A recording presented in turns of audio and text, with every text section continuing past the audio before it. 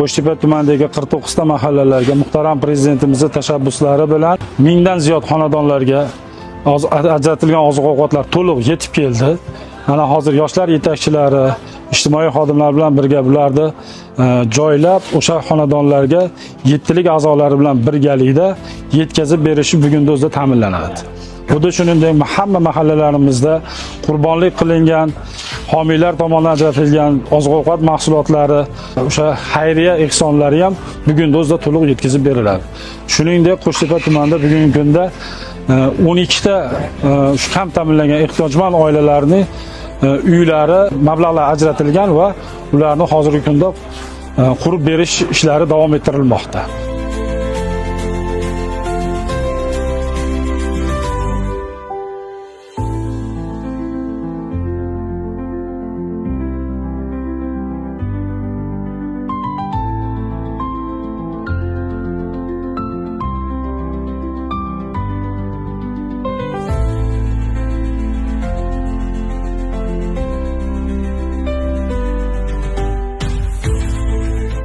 Mani sizlar yo'qlab ketdilar.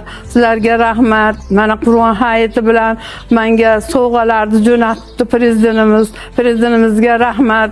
Rahmat, tanjonlari sog' bo'lsin. Dunyo turguncha tursin. Yaxshi damlarni ham topga berishdi. Damlarni olib keldim. Dunyo turguncha tursin. Davlatimiz bundan ham yaxshi rivojlansin. O'zbekistonimiz rahmat sizlarga ham.